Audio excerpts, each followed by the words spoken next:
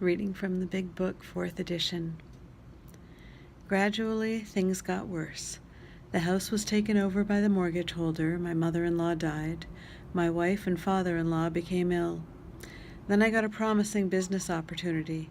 Stocks were at the low point of 1932, and I had somehow formed a group to buy. I was to share generously in the profits. Then I went on a prodigious bender, and the chance vanished. I woke up. This had to be stopped. I saw I could not take so much as one drink. I was through forever. Before then I had written lots of sweet promises, but my wife happily observed that this time I meant business, and so I did. Shortly afterward I came home drunk. There had been no fight. Where had been my high resolve? I simply didn't know. It hadn't even come to mind. Someone had pushed a drink my way, and I had taken it. Was I crazy? I began to wonder, for such an appalling lack of perspective seemed near just being just that. Renewing my resolve, I tried again. Some time passed, and confidence began to be replaced by cocksureness. I could laugh at the gin mills. Now I had what it takes. One day I walked into a cafe to telephone. In no time I was beating on the bar, asking myself how it happened. As the whiskey rose to my head, I told myself I would manage better next time, but I might as well get good and drunk then, and I did.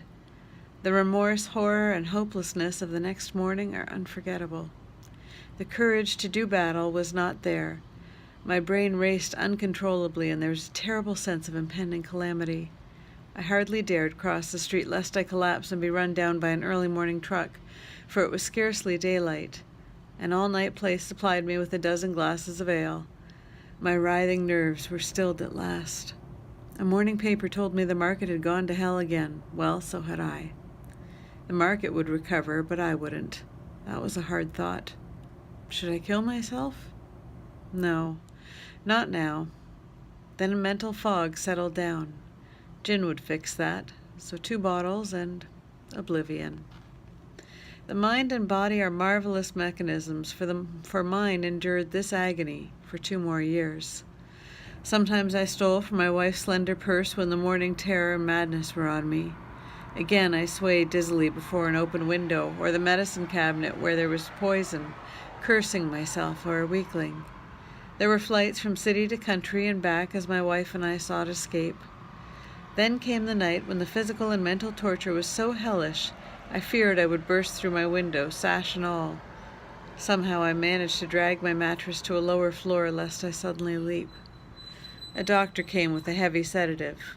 Next day found me drinking both gin and sedative. The combination soon landed me on the rocks. People feared for my sanity. So did I. I could eat little or nothing when drinking, and I was 40 pounds underweight. My brother-in-law is a physician, and through his kindness and that of my mother I was placed in a nationally known hospital for the mental and physical rehabilitation of alcoholics. Under the so-called belladonna treatment, my brain cleared. Hydrotherapy and mild exercise helped much.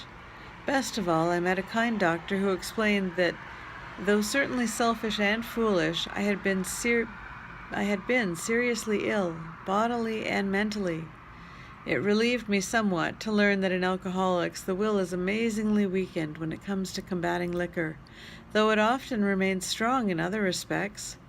My incredible behavior in the face of a desperate desire to stop was explained. Understanding myself now, I fared forth in high hope. For 3 or 4 months the goose hung high. I went to town regularly and even made a little money. Surely this was the answer, self-knowledge. But it was not, for the frightful day came when I drank once more.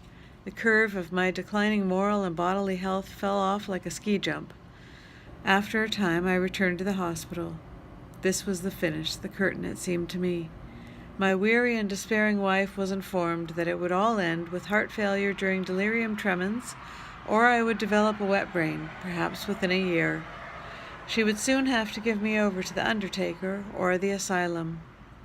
They did not need to tell me. I knew, almost welcomed the idea. It was a devastating blow to my pride. I, who had thought so well of myself and my abilities, all of my capacity to surmount obstacles, was cornered at last. Now I was to plunge into the dark. Joining that endless procession of sots who had gone on before, I thought of my poor wife. There had been much happiness after all. What I would not give to make amends. But that was over now. No words can tell of the loneliness and despair I found myself in, that bitter morass of self-pity. Quicksand stretched around me in all directions. I had met my match. I had been overwhelmed. Alcohol was my master.